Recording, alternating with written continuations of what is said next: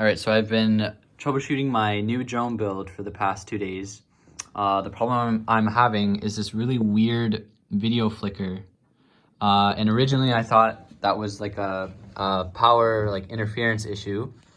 So I made sure to add in a low ESR capacitor, and that didn't fix it.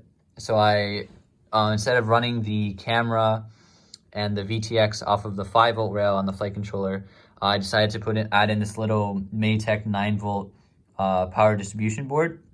So now the camera and the VTX share common ground, and that normally solves most of the people's issue online. But in this case, it still flickers. So then I decided to desolder my little Rush Tank Mini and add my good old Rush Tank Ultimate, which I know works, and it still didn't fix the issue. So then I decided to see what happens if I fly the quad, and you're not going to believe it. As soon as I arm the quad, the video interference is gone. And I'm not sure what's causing this.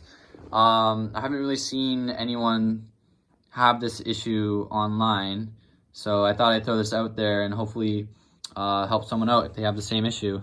Yeah, so there you go.